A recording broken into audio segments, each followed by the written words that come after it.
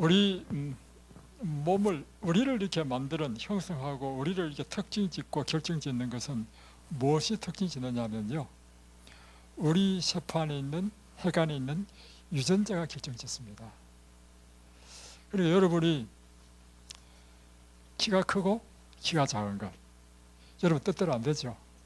그 유전자, 여러분의 유전자의 기능에 의해서 결정되는 것입니다. 또 어떤 사람은 살이 찌고 싶지만 저 같은 경우에는 살이 안 쪄. 어떤 사람은 좀 살이 빠지고 싶은데 안 빠지죠. 다 유전자입니다.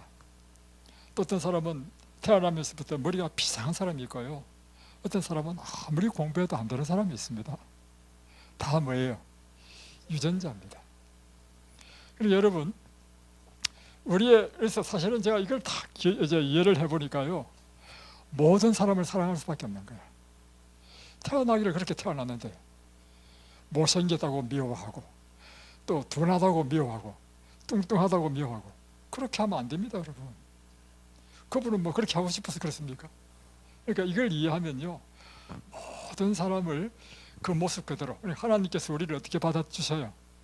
이 모습 이대로 다 받아주시는 거예요. 우리도 어떻게 해야 돼요? 모든 사람을 이렇게 사랑할 수 있는 것입니다. 그를 이해하게 되면 우리가 또 뭘 이해하느냐면, 우리 몸의 기능도요, 사실 유전자의 역할입니다. 그러니까 예를 들면 콩팥의 세포에 있는 유전자는요, 콩팥의 기능을 하는데 불이 들어가지고 콩팥의 기능을 하고, 또 간 세포는 유전자 10만 정보 가운데 간 기능을 하는 그 유전자에 불이 들어가서 간 기능을 하는 것입니다. 그죠? 그러니까 우리의 심장이든 모든 것도 알고 보면 유전자의 기능이다. 그러면 질병이란 무엇인가? 답이 나오죠. 그 기능을 하도록 되어 있는 유전자의 문제가 생긴 거야. 유전자가 고장이 났거나, 아니면 센서가 망가졌거나. 예를 들면 자가 면역 질환은 이거죠. 뭐냐면 이 유전자의 센서가 망가져가지고 아군과 적군을 구분을 못해. 그래서 적군을 공격해야 되는데 아군을 막 공격해. 결국에 다 뭐예요? 유전자의 문제가 생긴 것입니다. 그러면 여러분, 질병의 치료의 첫 번째는요, 다른 것보다도 여러분의 유전자가 회복되어야 치료가 됩니다. 그래서 여러분이 이 엉뚱한 데 신경 쓰지 마십시오. 여러분의 유전자가 회복되면 간 기능이든 뭐 신장이 망가졌든 어디가 고장이 났든 간에 다 회복이 됩니다. 이 중요한 원리죠. 그러면 이 유전자는 어떨 때 망가지고 어떨 때 다시 회복되느냐, 그거 이해하면 되겠죠. 유전자가 망가지고 회복되는 것은요, 알고 보니까 유전자는 무엇에 영향을 미치는가, 영향을 받는가 보니까요, 유전자는 뜻에 영향을 받는 거예요. 그러니까 여러분, 기쁜 일이 생기면 나도 모르게 하면 웃음이 쫙 나오잖아요. 지금 유전자에 이 기쁜 이 메시지가 딱 들어가니까 갑자기 유전자가 막 웃음이 나오도록 입이 벌어지잖아요. 근데 슬픈 메시지가 딱 들어오면 눈물이 떨어지죠. 내 의지와 관계없이 무엇이 반응한 것입니까? 유전자가 반응한 거예요. 유전자는 뜻에 반응하죠. 그래서 여러분이 이곳에서 끊임없이 추구해야 될 게 뭐냐면, 우리에게 뜻은 두 가지 종류의 뜻이 있어요. 우리에게 생명을 주는 생명의 뜻이 있고, 사망을 주는 사망의 뜻이 있습니다. 그래서 여러분이 이것을 이해를 하시고 여러분에게 들어오는 메시지를 아무거나 받으면 안 돼요. 우리는 오감을 통해서 메시지를 받거든요. 우리의 사상도요, 사실은 오감을 통하여 들어오는 정보를 내가 수집, 정리, 분석해가지고 내 지식이 되고, 심지어는 내 가치관도 형성된단 말이에요. 그러니까 그래서 여러분, 오감을 잘 지켜야 됩니다. 보는 것, 듣는 것 잘 지켜야 돼요. 어떤 점에서 우리에게 생명을 주는 것은 받아들이고, 사망을 주는 이런 뜻의 메시지는 아예 차단해야 되는 것입니다. 여러분, 아무거나 보면 안 돼요. 유튜브도 아무거나 보지 마십시오. 듣는 것도 아무거나 들으면 안 됩니다. 그죠? 네. 그래서 여러분이 이곳에 사셔야 될 일이 뭐냐면, 끊임없이 생명의 뜻을 받는 것에 집중하셔야 됩니다. 생명의 뜻이란 무엇인가? 우리에게 생명을 주는, 살리는 뜻. 그것은요, 아름다움은 생명의 뜻입니다. 그래서 여러분, 요양원은요, 풍경이 아름다운 곳이 있어야 됩니다. 그죠? 왜냐하면 눈만 뜨면 와, 이제 뭐가 지금 반응한 거예요? 내 세포 속에 있는 유전자가 반응한 거야. 뭘 보고? 아름다움이란 뜻이 딱 들어오니까 이 세포가 반응하는 거라. 그럼 이게 낫겠습니까? 아휴, 이게 낫겠습니까? 딱 답이 나오죠. 그리고요, 여러분의 뜻에 강력한 영향을 미치는 것이 뭐냐면요, 진리입니다. 진리가 딱 들어오면요, 이것이었구나. 여러분 일주일 동안 여러분의 유전자는요, 엄청난 충격을 받았습니다. 그리고 생명의 폭포 쏟아진 생명의 뜻을 받았습니다. 그래서 저는 뒤에서 딱 앉아서 뭘 청하는지 아십니까? 야, 여기 있는 입사자들 지금 엄청난 치료가 일어나고 있다. 왜요? 생명의 뜻이 계속해서 말씀을 통해서 선포되는데 사람들이 보니까 막 감동을 하고 있는 거야. 지금 감동해가지고 눈이 뜨뜻하고, 노상 강의할 때 눈을 딱 감고 있던 우리 누구라고 이야기를 못하지만 누가 눈을 딱 떠가지고 초롱초롱 보는 거야. 이야기를 못합니다. 그러니 확실한 사실은 여기도 있고 저기도 있고 다 있어요. 한두 사람이 아니야. 그러니 이 시간에 뭐가 일어나요? 막 치료가 일어나는 거라. 여러분, 그래서 이 원리를 아셔야 됩니다. 그래서 우리에게 생명의 뜻을 주는 이 생명의 말씀을 붙잡아야 됩니다. 그리고 항상 우리에게 생명의 뜻에 해당하는 것만 붙잡으십시오. 모든 일에 감사하고, 그리고 우리의 삶 가운데 기쁘고 즐거운 것만 생각하고, 섭섭하고 억울했고 막 분개가 일어나는 이런 상처받은 것들, 이런 것들은 여러분 생각에서 다 버려야 됩니다. 여러분의 뜻에 도움이 안 됩니다.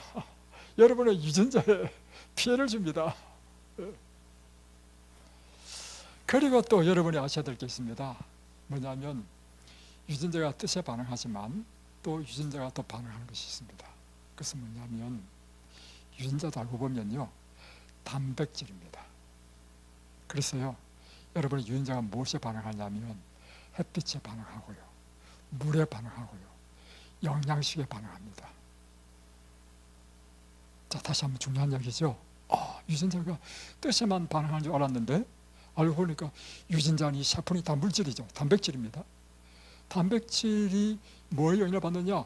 내가 무엇을 먹느냐 영향을 받지요. 또 내가 햇빛을 쬐고 안 쬐고 영향을 받지요. 운동을 하고 안 하고 영향을 받지요. 그러니까 이게 여러분이 기본적으로 이 건강의 이 법칙들을 순종하는 것은, 그러므로 여러분이 치료되는 데 굉장히 중요한 것이라는 것입니다. 자, 여기서 제가 도표를 한번 보여드리겠습니다.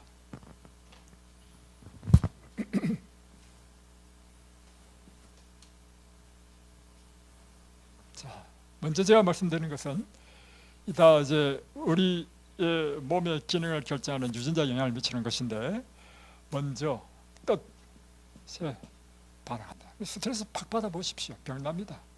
그렇죠? 뜻은 우리의 마음에 영향을 미치죠.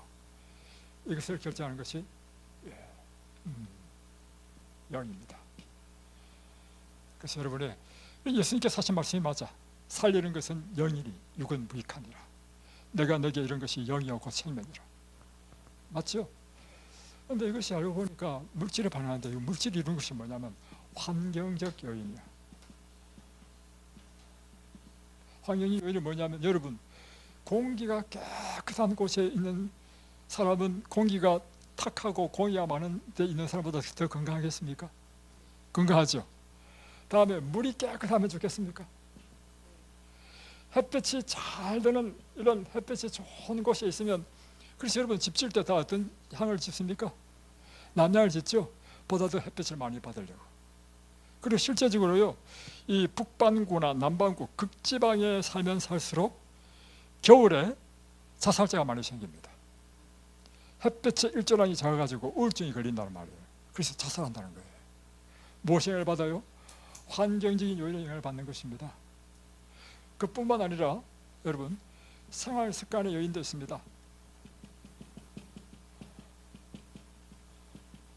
그 대표적인 것이 뭐냐면 영양 식사, 건강 식사. 식사는 굉장히 중요한 것이죠. 실질적으로 우리의 세포를 이루는 물질이잖아요, 그죠? 다음에 수면 습관. 일찍 자고 일찍 일어나는 사람은요, 늦게 자고 늦게 일어나는 사람보다도 훨씬 건강합니다. 예. 다음에 또 일하는 습관, 운동, 이런 습관이 결정적이죠. 또 절제를 못하면요, 사람이 망가집니다. 그래서 여러분, 이 절제는 무엇에 영향을 받죠? 의지에 영향을 받습니다. 그래서 여러분, 이곳에서 끊임없이 개발해야 될 게 뭐냐면 여러분의 의지력을 개발하는 것을 훈련해야 됩니다. 의지가 약하면요, 이게 옳은데, 이 권원장 이야기를 보니까 이렇게 살아야 되겠다. 그런데 안 살아. 왜 안 사는지 아십니까? 의지가 약해가지고 자기 하고 싶은 대로 살아. 이 의지는 굉장히 중요합니다. 그래서 위대한 인물, 다니엘, 요셉, 공통점이 있어요. 의지가 강한 사람입니다. 의지는 어떻게 하면 의지가 강해질까요? 단 한 가지 방법밖에 없습니다. 그것은요, 하나님을 굳게 신뢰하고 언제나 하나님이 내 앞에 계시는 것처럼 사시는 사람은요, 자기 마음대로 못 삽니다. 그죠? 자, 일이란 이거죠. 이제 우리 일 자체가 말이죠, 막 과로하고 노상 야근하고 병나죠. 그러나 9 to 5, 9 to 6 이렇게 일도 정시에 출근해서 정시에 딱 퇴근하는 것이라든가. 그래서 여러분, 3교대하는 간호사가 유방암이 제일 많다는 것입니다. 왜냐하면 야간 근무를 할 때 밤과 낮이 바뀌므로. 여러분, 그래서 또 환경적 요인에도요, 뭐냐면 일과 관계되는 환경적 요인이 있습니다. 뭐냐면 작업 현장이 예를 화학약품을 많이 사용하는, 취급하는 그런 곳이다. 태망가집니다. 그래서 작업 환경이 또 어떤 것이냐, 참 중요하고요. 어떤 아시겠죠? 그 원리를 아시겠죠? 자, 이것들이 또 무엇에 영향을 미치느냐면 우리의 건강에 영향을 미칩니다. 세포도요, 단백질이고요. 다음 세포 안에 있는 핵 안에 있는 유전자 다 단백질입니다. ATCG라는 것이 뭐냐면 염기잖아요, 염기. 자, 그러면 그래서 우리가 가르치는 게 이거잖아요. 이것이 우리 건강을 결정짓는구나. 여기서 나온 것이 뭐냐면 건강생활의 지혜 책 보면 물, 햇빛, 공기, 다음에 식사, 그리고 쉼, 그리고 엑사이즈, 운동, 템퍼런스, 그리고 하나님을 신뢰하는 것, 이것은 우리에게 참된 치료제다, 이 말씀이 나오는 거예요. 참된 치료제, 우리를 진짜 치료하는 것은 이거라는 것입니다. 약이 아닙니다. 보세요, 상식적으로 생각해 보세요. 여러분의 지금 유전자가 지금 망가져 있는 거야. 유전자에 뭔가, 당뇨병도 마찬가지입니다. 유전자에 문제가 있는데 뭔가 지금 ATCG, ATC 세혈과 이런 염기에 뭔가 문제 생겼어. 그러면 어떻게 고쳐야 됩니까? 유전자가 고쳐져야 돼. 여기다 약을 먹는다 해서 유전자가 고쳐집니까? 이 세상에는요, 유전자를 고치는 약이 없어. 약이란 뭐냐면 이렇게 해서 일어난 정상, 예를 들면 혈당이 높아진다, 그러면 혈당을 낮추는 그런 정체를 완화시키는 것이 약이지요. 근본적인 이 유전자의 문제를 해결하지 않는다는 것입니다. 암도 마찬가지죠. 암은 심각하게 유전자가 망가진 거죠. 돌연변이 됐습니다. 아예 복제를 할 때마다 엉뚱한 유전자를 복제를 해. 그러니까 뭘 하냐면 아예 막 도려내버려. 수술. 오늘 안 되면 태워 죽여. 이렇게 하는데 무척 심하게 하기 같아 좀 미안하지만 반드시 나쁘다는 건 아닌데요. 제 말씀은 이렇게 해가지고 무엇은 고치지 않는다는 것입니까? 유전자가 고치지 않는다는 것입니다. 어떤 게 참된 치료입니까? 근본적으로 유전자가 다시 정상으로 돌아오게 하려면요, 참된 치료제, 이와 같은 우리의 뜻과 환경적 요인과 생활 습관을 근본적으로 고쳐야만이 근본적 치료를 만나는 것입니다. 맞죠? 이것을 그래서 영어로 딱 줄이면 New Start라 하는 것입니다. Nutrition, Exercise, Water, Sunshine 이렇게. 자, 이 8가지의 건강 생활의 이제 요소 가운데 잘 지켜지지 않는 것이 무엇이 잘 지켜지지 않습니까? 절제. 절제 잘 안 지켜지죠. 또요. 예? 레스 잘 심이 좀 안 되는 사람이 있어. 또 사람마다 다 달라요.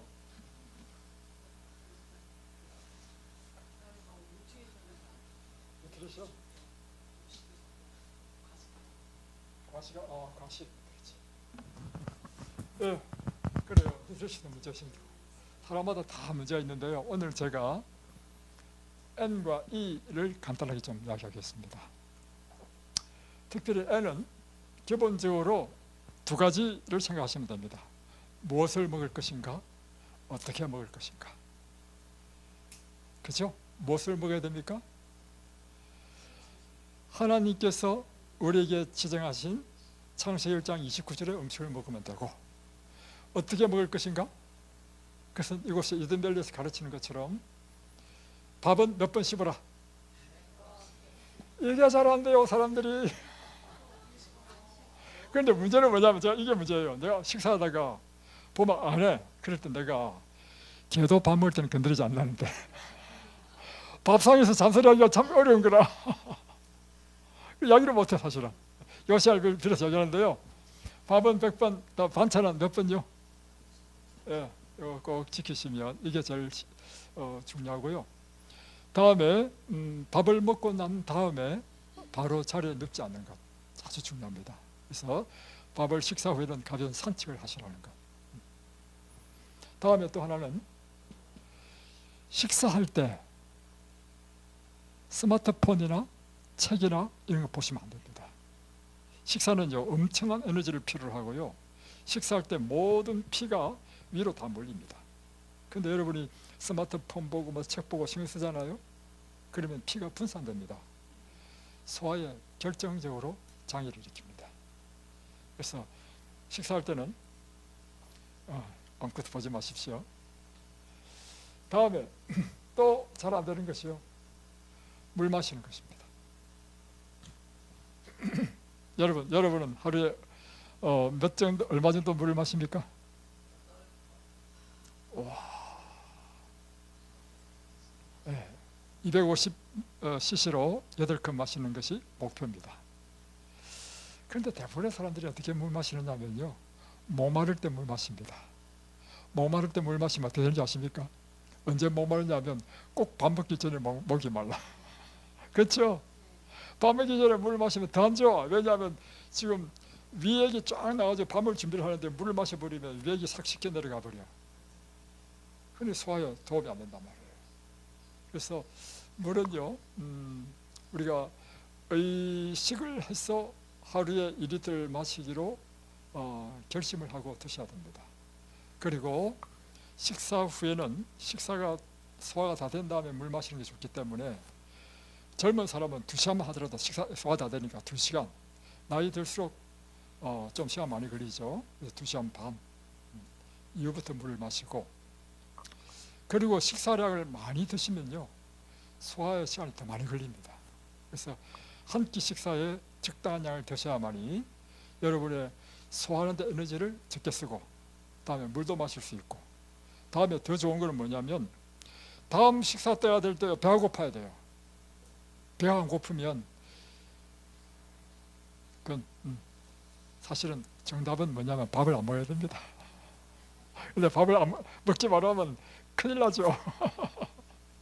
사실은 그게 답입니다. 그래서 여러분이 사실 한 끼 잘 먹을 하다가 두 끼를 손해 볼 수 있어요.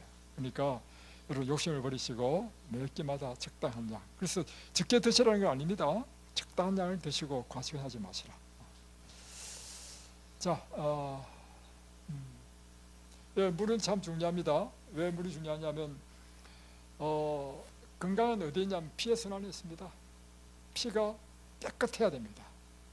그래서 병원에 가면 제일 먼저 하는 게 피검사잖아요. 그러니까 모든 건강은 피에 나와 있어요. 피가 깨끗하게 하기 위해서 이 모든 걸 다 해야 되고요. 두 번째, 피의 순환이 잘 돼야 됩니다. 그래야 온 세포에 산소와 영양분을 공급할 거 아니에요. 그래서 피의 순환이 결정적인 거라. 피의 순환이 잘 되려면 피는 거의 95%가 물입니다. 그러니까 절대적으로 물이 필요합니다. 소화에도요, 물이 중요합니다. 왜냐하면 소화액이 엄청나게 나와요. 하루 종일. 굉장히 많더라고. 양을 지금 양은 잊어버렸는데 그 엄청난 양의 물이 물론 재흡수돼서 재사용하지만 다 뭐냐면 물입니다. 여러분이 수분이 부족하면 소화에도 장애를 입습니다. 다음에 여러분 순환이 잘 안 되니까 신장이 망가지죠. 결석 생기죠. 두통이 오죠. 뭐 등등. 다음에 여러분 혈압 조절, 체온 조절, 혈당 조절 다 물입니다. 물은요, 여러분이 굉장히 중요합니다. 물이 5%만 딱 부족하다. 이러면 여러분이 정신이 흔들흔들합니다. 10% 부족하다. 사망에 이를 수도 있다는 것입니다. 여러분이 물을 충분히 마셔주시는 것이 좋다. 자, 이제 오늘 성경 본문은 열왕기상 22장 요사밧에 대해서 보겠습니다.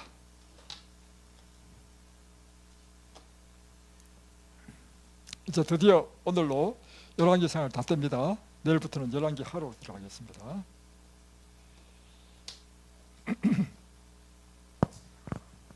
(41절에)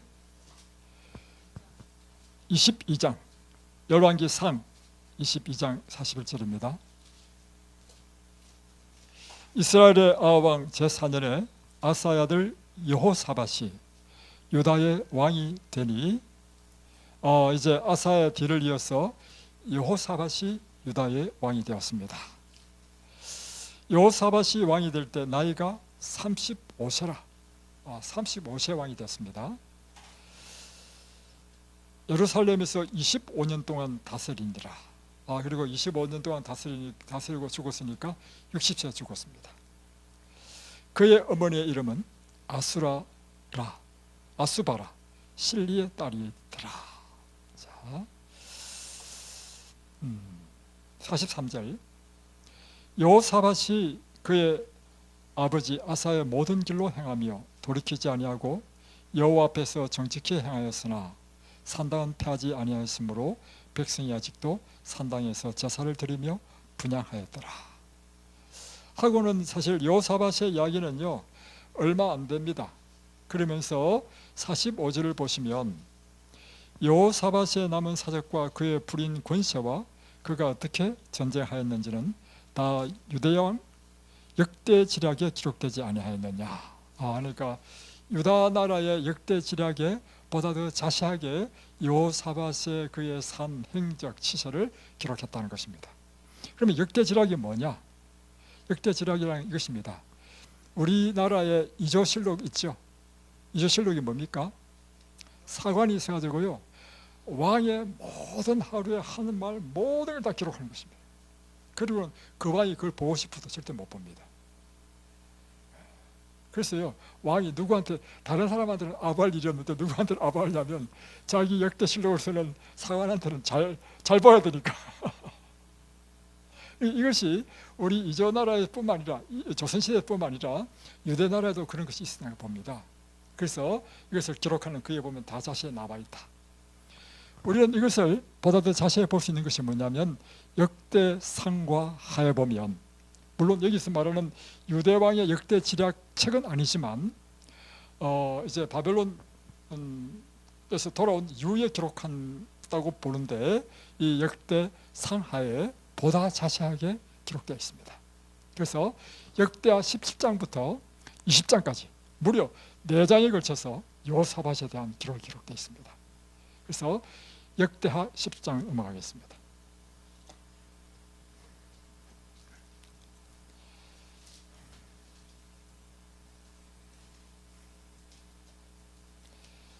자, 이 여호사밧은 아주 역대하에서도요 가장 많이 기록한 것입니다. 여호사밧에 대한 기록을 17장 아사 아들 여호사밧이 대신하여 왕이 되어 스스로 강하게 하여 이스라엘을 방어하되 유다 모든 견고한 성읍의 군대를 주둔시키고 또 유다 땅과 그의 아버지 아사가 정복한 에브라임 성읍들의 영문을 두었더라. 이 여호사밧이 무엇을 했는지 여호사밧의 행적을 기록했는데 2절을 보니까 모든 견고한 성읍의 군대를 주둔시켰다. 유다 땅과 그의 아버지 아사가 정복한 에브라임 성읍들의 영문을 두었더라. 영문은 뭐냐면 이 군사 사령관을 두었다는 것입니다. 군대 진영이 있었다는 것입니다. 이 둔내라는 지명도요 제가 물어보니까 옛날에 군사가 주둔하던 곳이다 이런 뜻입니다. 이런 것처럼 이와 같은 중요한 성읍들에 군대를 주둔시키고 언제나 북방 이스라엘과 이런 이방 나라의 침입으로부터 보호하기 위하여 최선을 다한 것을 볼 수 있습니다. 그리고 또 몇 절을 보냐면 12절부터 보겠습니다. 여호사밧이 점점 강대하여 유다의 견고한 요새와 국고성을 건축하고 그러니까 여러 곳에 요새도 세우고 국고성도 세우고 했습니다. 13절 유다 여러 성에 공사를 많이 하고 또 예루살렘에 크게 용맹스러운 군사를 두었으니 군대도 길었습니다. 그러니까 이 여호사밧은 이와 같이 나라를 강하게 하기 위하여 부강하게 하기 위해서는 굉장히 노력한 사람을 볼 수 있죠. 그래서 14절로부터 보면 용사가 쭉 나오는데 엄청난 많은 용사들이 있습니다.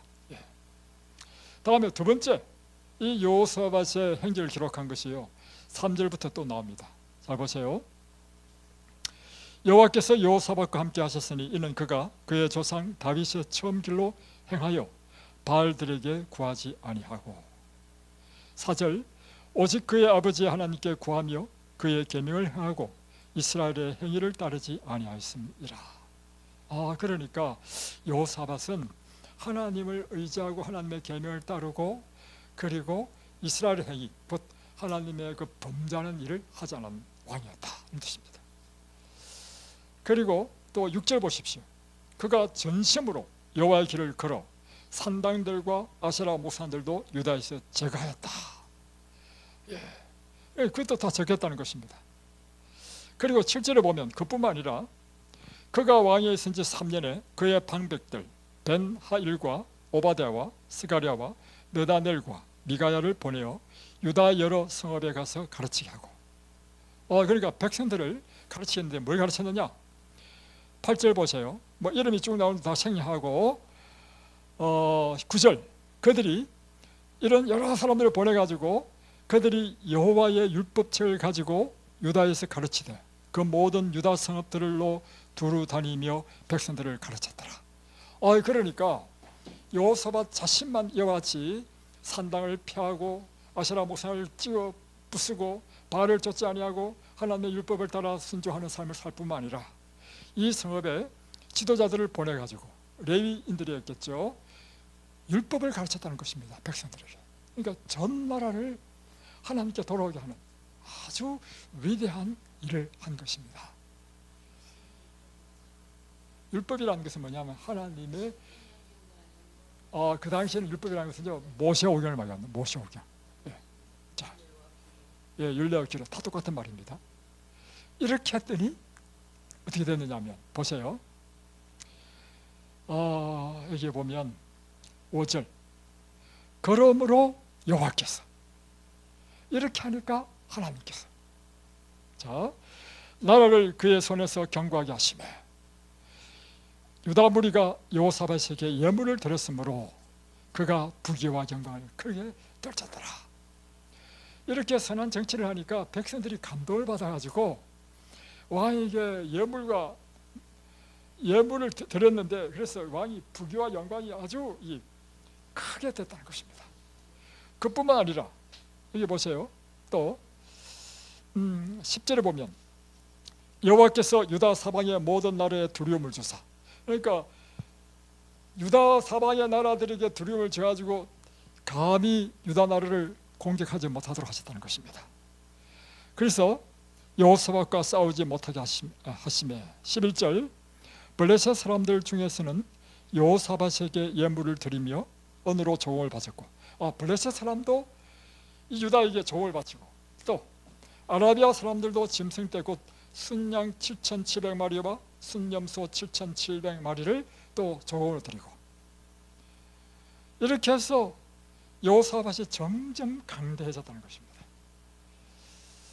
이것이 여호사밧의 이 17장, 역대하 17장에서 보이고 있는 여호사밧의 행적과 그 결과를 우리에게 보여주고 있는 것입니다.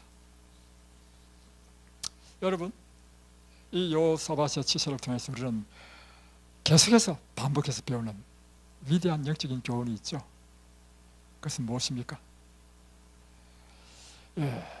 성경은 일관되게 보여주는 진리가 있습니다. 그것은 한 나라든 한 민족이든 한 개인이든 하나님께 순종하고 하나님의 말씀에 따라 순종하여 살면 하나님께서 그를 복주시고 그를 번영하게 하시고 축복하시는 이 놀라운 영적인 법칙을 우리는 다시금 반복해서 보게 된다는 것입니다.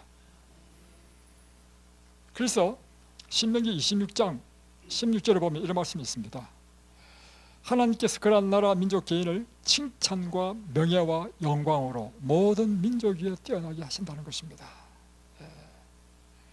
그래서 신명기 28장 1절에 보면 내가 내 하나님 여호와의 말씀을 삼가 듣고 내가 오늘날 내게 명하는 모든 명령을 지켜 행하면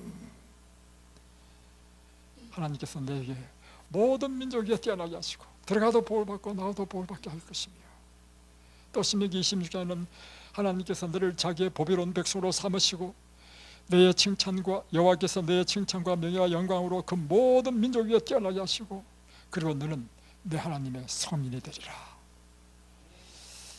이것이요 성경이 가르치는 일관되게 가르치는 하나님의 말씀입니다. 여러분, 저는 여러분에게 묻고 싶습니다.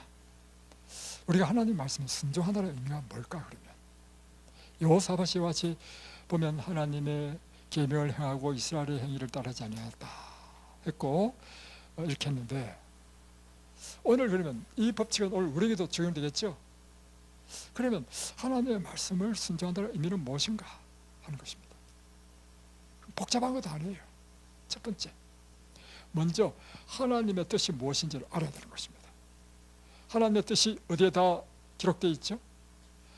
말씀에 기록되어 있죠. 하나님의 말씀을 우리가 배우고 듣고 깨닫고, 두 번째는 이 말씀대로 행하는 것, 이것이 우리가 하나님의 율법을 행한다, 하나님께 순종한다 하는 의미입니다.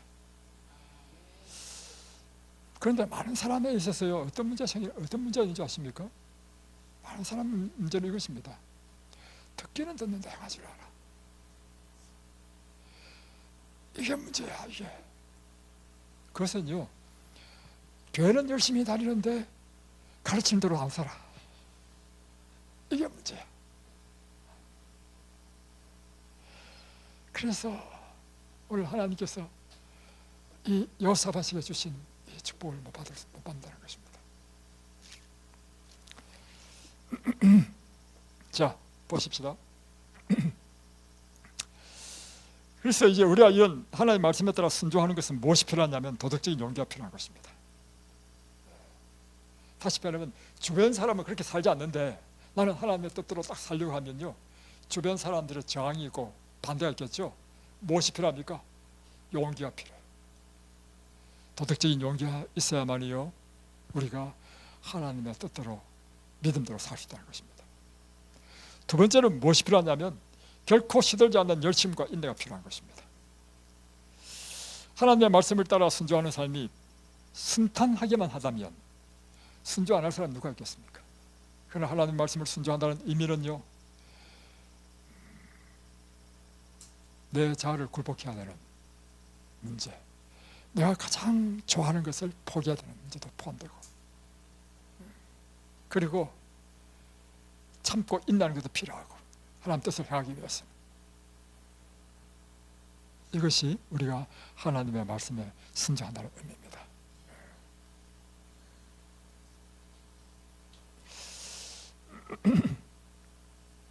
여러분, 그런데 이 여호사밧이요, 실패한 것이 기록되어 있습니다. 18장에 딱 넘어가면 여호사밧이 실패한 이야기가 나옵니다. 자, 한번 보겠습니다. 근데 실패할 때는 꼭 언제 실패하냐면요, 사람이 부귀와 영광이 극에 달할 때 넘어집니다. 자, 잘 보세요. 1절은 이렇게 시작됩니다.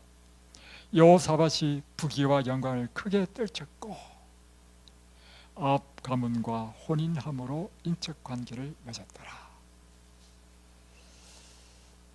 저는 이 성경을 읽으면서 이해가 안 되는 것이 있습니다. 뭐가 이해 안 되느냐면, 이렇게 선한 왕이었던 여호사밧, 심지어 아세라상을 찍고 바알을 쫓지 아니하며 산당을 헐어버리고 하나님의 율법을 백성들에게 가르친 이 선한 왕 여호사밧이 어떻게 아합과 사돈 관계를 맺을 수 있나? 혼인관계를 맺었다는 의미는 뭐냐면, 아합의 딸 아달랴, 그런데 아달랴는 누구와 누구 사이에 태어난 사람입니까? 이세벨은 시돈 여인이고요, 이방인이고, 올 때 아세라 선지자, 바알 선지자 850명을 끌고 와가지고 온 이스라엘을 우상 숭배 단지로 만들어버린 그런 여자였습니다. 아니, 어떻게 그런 딸을 자기 아들과 혼인하게 할 수 있을까? 저는 이해가 잘 안 됐어요, 솔직히 여기서. 근데 왜 그렇게 했을까요? 그 이유는요, 격이 맞아야 되거든. 격이 맞아야 된단 말이에요.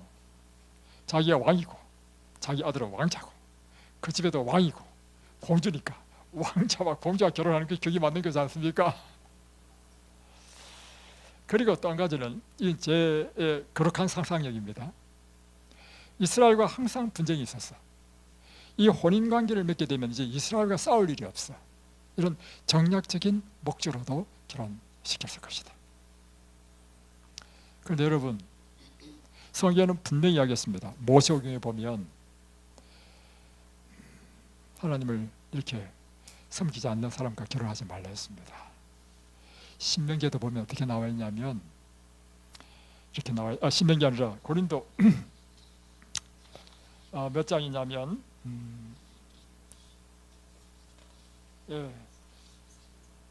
고린도 후서 6장 14절입니다. 너희는 믿지 않는 자와盟約을 같이 하지 말라. 의와 불법이 어찌 함께하며 빛과 어둠이 어찌 사귀며.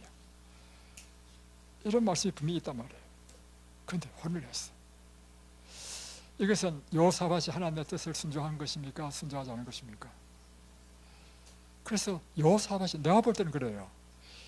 역대하 18장에서 여호사밧은 하나님의 뜻을 거역한 것이다라고 생각합니다. 그런데 아니야 다를까, 하나님의 뜻을 순종할 때는 그는 막 번영하잖아요. 존경이 되었고 주변 나라들이 자기를 두려워했고 조를 바쳤습니다. 그런데 이와 같이 하나님의 뜻 가운데 하나를 딱 범하니까 그때부터요, 이 여호사밧이요 죽을 뻔했습니다. 여러분, 이 죄는 우리에게 고통을 가져다 줍니다. 자, 두 가지 큰, 국가적으로 큰 전화를 가져왔는데, 첫 번째는요, 여호사밧 자신이 목숨을 잃을 뻔했습니다. 그게 뭐냐? 2절 보면 이렇게 나오죠. 2년 후에 그가 사마리아의 아합에게 내려갔더니, 왜 내려갔습니까? 이제 사돈 집에 놀러 간 겁니다. 그러니까 아합이 어떻게 했을까요? 사돈이 오니까 막 그가 시종가를 위하여 양과 소를 많이 잡고 함께 가서 길랏 라못 이제 많이 잡은 거야. 큰 잔치를 벌인 거야 지금. 사돈이 왔으니까. 이제 사돈 집에 놀러 갔단 말이야. 놀러 갔는데 큰 잔치를 베풀고 막 아주 흥이 겨울 때 이 아합이 이제 사돈인 여호사밧에게 제의하는 것입니다. 우리 함께 가서 길랏 라못을 좀 치자. 옛날에 우리 땅이었는데 아람이 뺏었다. 그러니까 사돈이 같이 치자 하는데 또 노할 수 없잖아요. 좋습니다, 같이 치자, 이렇게 한 거예요. 그런데 여호사밧은 하나님을 경외하는 사람이었죠. 그럼에도 불구하고, 그러니까 딱 대답을 해놓고 나서 생각해보니까 우리는 무슨 일을 하기 전에 반드시 어떻게 해야 돼요? 하나님께 물어야죠. 그러니까 먼저 하나님께 물어야 되겠다. 그리고 한 이야기가 뭐냐면, 자 6절, 여호사밧이 이르되 아니요, 그 전에 다시 4절, 여호사밧이 또 이스라엘 왕에게 이르되 청컨대 먼저 여호와의 말씀이 어떠하신지 오늘 물어보소서. 이제 물어보자는 거야. 그러니까 아합이 이야기하기를, 이스라엘 백성이 선지자 400명을 모으고 그들에게 이르되 우리가 길랏 라못에 가서 싸우려 말랴. 이제 선지자 400명을 모았어요. 모아가지고 물어봤단 말이야. 그러니까 이 선지자들이 일구동성한 말이 뭐냐면, 그들이 이르되 올라가소서 하나님이 그 성읍을 왕의 손에 붙이시리이다. 올라가십시오, 이길 것입니다. 그런데 이 말을 듣고 여호사밧이 또 이야기합니다. 이 외에 우리가 물을 만한 여호와의 선지자가 또 여기 있지 없습니까? 왜 이렇게 물었을까요? 400명의 선지자를 보니까 좀 선지자답지 않아. 그래서 이 외에 또 선지자가 있습니까? 물어본 거야. 그러니까 아합이 하는 이야기가 뭐냐면, 한 사람 있긴 있는데 이 사람은 항상 내한테 나쁜 예언만 해가지고 나는 그 사람을 미워한다. 그러니까 왕이시여, 그런 말 하지 마시고 그 사람을 이제 데려오라는 겁니다. 그래 온 선지자가 미가야였습니다. 이 미가야가 딱 오니까 하는 이야기가 뭐냐면, 왕이여 올라가소서, 뭐 이렇게 막 하는 거야. 그러니까 왕이 딱 보니까 자기를 놀리는 것 같아. 너 진실만 말해 하니까 정색을 딱 하고는, 당신이 이 진지에 나가면 다 죽을 것입니다 하면서 이제 그가 계시를 본 걸 이야기하는 것입니다. 내가 계시를 봤는데, 자 그게 18절부터 나옵니다. 내가 보니 여호와께서 그의 보좌에 앉으셨고 하늘의 만군이 그의 좌우편에 모시고 섰는데, 여호와께서 말씀하시기를 누가 이스라엘 왕 아합을 깨어 그에게 길랏 라못에 올라가서 죽게 할까 하시니, 하나는 이렇게 하겠다. 그러니까 이제 계시를 봤는데 하나님께서 보좌에 앉으셔서 그 둘러싼 천사에게 물었습니다. 어떻게 하면 아합을 깨가지고 길랏 라못에 전쟁터에 가서 죽게 하겠느냐, 이렇게 질문했어요. 그러니까 그 모시고 선 천사들이 서로 이야기하는 것입니다. 그래서 하나는 이렇게 하겠다 하고 또 하나는 저렇게 하겠다 했는데, 20절에 한 영이 나와서, 한 영은 천사입니다. 여호와 앞에 서서 말하되 내가 그를 꿰겠나이다. 그러니까 어떻게 깰 건데? 하나님께 물었어요. 그러니까 21절, 내가 나가서 거짓말하는 영이 되어 그의 모든 선지자들의 입에 있겠나이다. 내가 거짓말하는 선지자의 입에 들어가서 거짓말을 하도록 하겠다는 것입니다. 그러니까 하나님께서 이르시되 너는 꿰겠고 또 이루리라 하니까 그 천사가 이제 나온 것을 봤다는 것입니다. 그러니까 400명의 선지자 가만히 들어보니까 그 선지자가 누구예요? 자기잖아요. 그러니까 그 선지자의 한 사람 중에 시드기야가 가지고 미가의 뺨을 탁 때렸습니다. 그러니까 이 미가야가 예언하죠. 넌 죽을 것이다. 뭐 팔을 넘기지 못하고 죽을 것이다, 이렇게 말을 해요. 그러니까 아합이 화가 나가지고 이 미가야, 자기에게 저주의 선을 한 이 미가야에게 감옥에 가두라 했습니다. 고난의 떡과 고난의 물을 먹게 하라 했습니다. 그래서 그리고 나서는 또 전쟁터 나가, 아합과 이 여호사밧이 나가는데 이 아합이 아주 꾀가 많아. 19장에 나옵니다. 18장에 나옵니다. 자기는요 일반적인 평복을 딱 갈아입으면서 여호사밧은 왕복을 입도록 하는 거야. 그래서 전쟁에 나갔어. 또 여호사밧은 또 순진해가지고 자기 왕복 입고 나갔어. 그랬더니 아람 왕이요, 그의 장군들 장수 중에 몇 사람한테 이야기하기를 너희들은 다른 사람에 신경 쓰지 말고 왕만 집중해라 하니까 장관들이 몇 사람이 달려들면서 이제 왕복을 입었으니까 저기 아합왕이다 해가지고 막 달려드는 거야. 아합왕이 보니까 막 달려드는데 자기가 목숨이 밑에 나온 거야. 그러니까 갑자기 소리를 지릅니다. 나는 아합왕이 아니다. 나는 아합왕이 아니다. 그래서 성경에 보면 하나님께서 그를 도우셔서 장관들이 그 말 듣고 다 물러갔다는 것입니다. 간신히 목숨을 부지해가지고 이 전쟁에서 진짜로 아합은 죽었습니다. 이 전쟁에서 간신히 목숨을 부지하고자 왔어요. 19장 이야기가 뭐냐면 이제 예루살렘 딱 오니까 예루살렘에 여우라는 선지자가 딱 만나더니만 아주 호되게 질책합니다. 선지자한테 혼났죠 또. 자, 이것이 그가 하나님의 법을 어기고 잘못된 길을 갔을 때 그의 목숨을 잃을 뻔한 첫 번째 것이었고, 두 번째는요, 이것보다 더 엄청난 일이 생겼습니다. 뭐냐면 자기 아들의 며느리가 누구예요? 아달랴죠. 여러분, 이제 여호사밧이 죽고 다음에 왕이 되는 사람이 여호람입니다. 이 여호람의 생애를 기록한 것을 보면 이렇게 기록되어 있습니다. 보십시오. 21장 1절에 보면 그의 아들 여호람이 대신하여 왕이 되었다 하고요. 5절에 보면 5절 여호람이 왕에 오를 때 나이가 30이시라. 예루살렘에서 8년 동안 다스렸는데 그가 이스라엘 왕들의 길로 행하여 아합의 집과 같이 하였으니 이는 아합의 딸이 그의 아내가 되었습니다. 그가 여호와 보시기에 악을 행하였다. 여호람이 어떻게 했다고요? 악을 행하였다는 것입니다. 왜? 그 이유는 뭐라 했습니까? 그 이유는 아합의 딸이 그의 아내가 되었다. 여러분, 제가 살면서 느낀 게 있습니다. 여자를 이기는 남자 없습니다. 맞습니까? 제가 살아보니까 저는 이미 앞으로 항복 다 했어. 항복. 여자는 굉장히 중요해요, 여러분.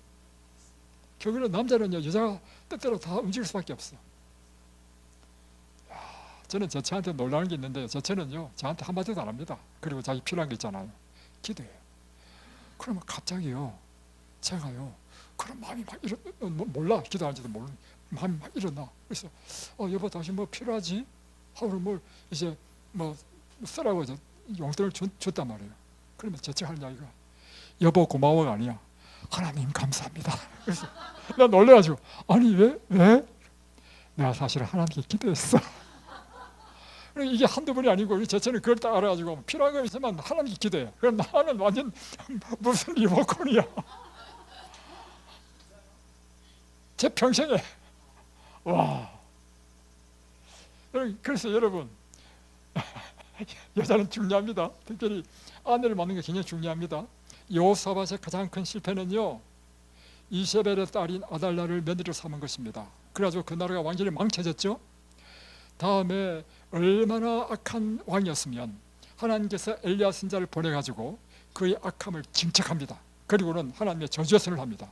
내 창자가 튀어나와서 너는 죽을 것이다. 그만큼 이 여호람이 악한 왕이었단 말이에요. 그 말대로 여호람은요, 창자 튀어나와서 죽었습니다. 그의 아들이 또 누구냐? 아하시아야. 아하시아 때에 어떤 일이 일어났냐면, 자, 이게 어떻게 나오냐면 6절 보십시오. 22장 6절 봐야 됩니다. 자, 아하시아부터 한번 볼까요? 여기 보면 2절에 아하시아 유다의 왕입니다. 왕이 될 때 나이가 42세라. 아하시아도 3절에 아하시아 여기 보면 다음 여기 보면 예루살렘에서 1년 동안 다스리니라. 그의 어머니의 이름은 아달랴요. 어머니 아달랴죠. 나왔죠. 자, 다음 3절. 아하시아도 아합의 길을 집길로 행하였으니 이는 그 이유는 그의 어머니가 깨어 악을 행하게 하였습니다. 그러니까 아달랴는 자기 남편도 깨어서 악을 행하게 하고, 다음에 자기 아들이 왕이 되니까 아들도 깨어서 악을 행하게 하고, 며느리 한 사람 딱 잘못 드니까 이렇게 되는 거야. 그래가지고요, 이 아하시아가, 자, 이걸 보여드리겠습니다.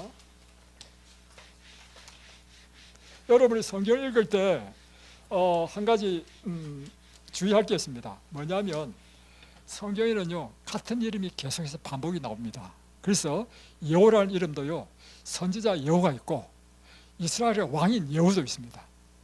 그러니까 이름이 계속 반복해서 나오기 때문에 문맥을 잘 봐야 됩니다. 자, 그 중에 하나가 이것입니다.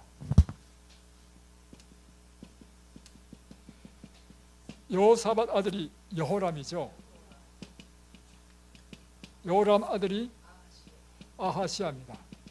자, 다음에 북방 이스라엘은 이때 왕이 누구냐면 아합이었습니다. 아합 4년 때 여호사밧이 왕이 되었고, 다음에 여호사밧 때 같이 전쟁해서 아합 죽었죠.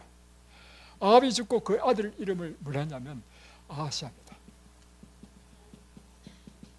아하시아의 아들 이름이 뭐냐면 요람 또는 여호람입니다. 그러니까 여러분 이 성경 읽다 보면 헷갈려. 그래서 이것이 북방 이스라엘의 계보가 무엇이고 남방 이스라엘의 계보가 무엇인지 아시아에게 여러분 정리해야 돼요. 이해되시죠? 그래서 아하시아가, 지금 이 아하시아가 요람에게 문명 갔습니다. 문명 갔는데 이 문명 갔을 때 예후가 요람도 죽이고 아하시아 죽여버렸어요. 왜 문명 갔어요? 인척관계야, 인척관계 지금. 예. 자, 이렇게 했을 때요. 자, 잘 보세요. 여호람의 부인이 아달랴죠. 자, 여기서부터 이제 기가 막힌 일이 나옵니다. 다음에 아하시아의 어머니죠. 아하시아 딱 죽으니까요. 아달랴가 뭘 했는지 아십니까? 아하시아의 아들들. 그러니까 아달랴에는 뭐가 돼요? 손자야. 몽땅 다 죽여버립니다. 와, 독한 년이죠. 와, 이 독한 년이야. 이게 보세요. 10절. 아하시아의 어머니 아달랴가 자기 아들을 죽은 것을 보고 일어나서 유다 지배 왕국의 씨를 모두 진멸하였다. 이야, 그래가지고 자기가 뭐 되는지 아십니까? 아하시아 다음에 아달랴가 왕이 됩니다. 왕이라기보다도 나를 통치해. 아달랴가. 그런데 이 시 중에서 한 사람을 숨겼는데 그 사람이 바로 요아스예요. 요아스. 그때 요아스의 나이가 어린 아이였는데 숨겨가지고 6년 동안 이제 키웠다가, 그러니까 갓 태어난 아이가 가봅니다. 태어났다가 그 다음에 7년째 될 때 7살 때 왕으로 시합니다. 그래가지고 아달랴를 제거해버립니다. 여러분, 요아스가 이게 숨김을 안 받았으면요, 유다 남방 나라는요 완전히 멸절했으면 끝났습니다. 누구 때문입니까? 여호사밧 때문이야. 여호사밧이 며느리 한 사람 딱 잘못 범으로 인해가지고 완전히 유다 나라가 다 멸망의 지경에 이르렀어요. 여러분, 정말 놀랍죠?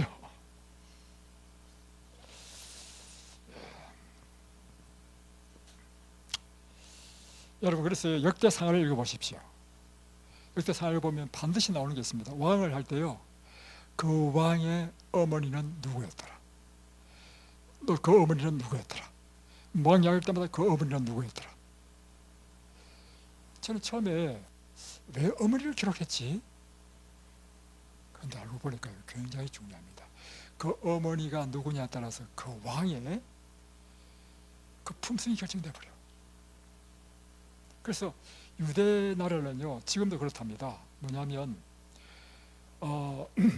두 사람 사이에 결혼을 해가지고 애 낳잖아요.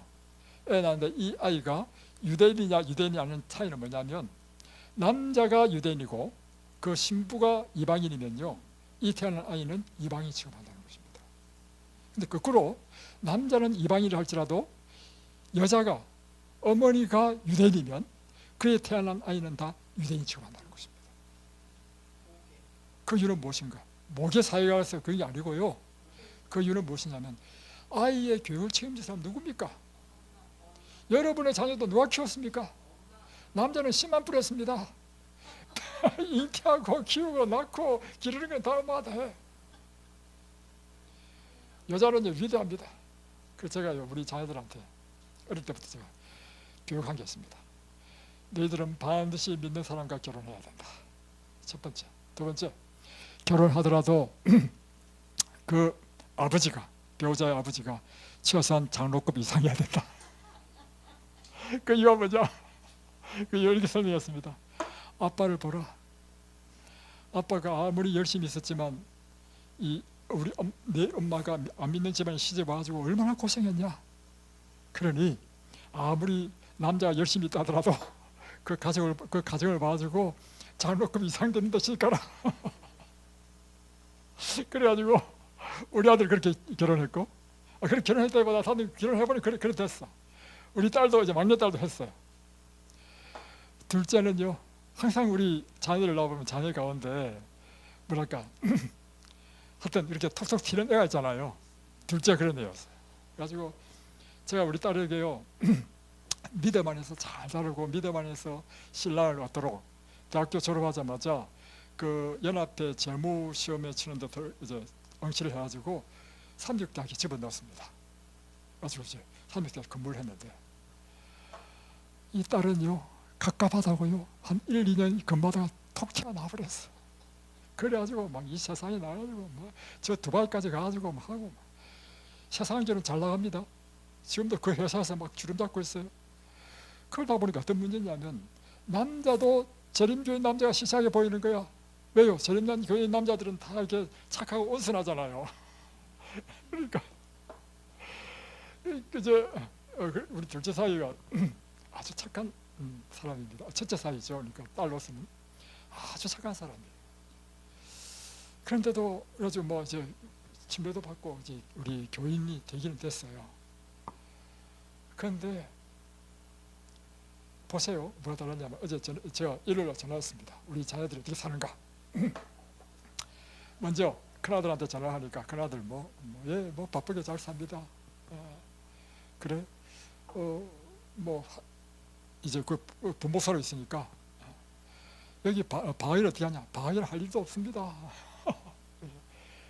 야, 여기가 너무 편하게 사는 게 안 좋다. 젊을 때는 도전을 해야 돼. 그래서 너무 편한데 있지 말고 이제 일선교로 나와라. 본인도 그렇게 생각하고 있어. 또 이제 둘째들한테 전화를 했어요. 둘째한테 전화하니까 전화를 안 받아. 또 셋째한테 전화했어. 전화하니까 야, 오늘 일요일 뭐했냐? 예, 저희들요 아침 일어나자마자요 자기 남편하고 같이 말씀 묵상하고요. 우와, 일요일날 부부가 아침 일어나자마자 한 일이 뭐냐면 말씀 묵상하고 큐티하고 기도하고. 야, 차원이 달라. 나중에 저녁에 제 딸이 전화 왔어. 아빠 왜 어떻게 사는지 궁금해가지고 뭐 오늘 막 열심히 그냥 낮잠도 자고 피곤하잖아요. 피곤해. 여러분 인생을 도전하십시오. 이 세상 사람들은요 편하게 사는 것이 좋다고 생각하지만, 여러분 신앙에서는요 편하게 사는 것이 좋은 것이 아닙니다. 끊임없이 우리는 주님을 위하여 도전하고 열심을 내고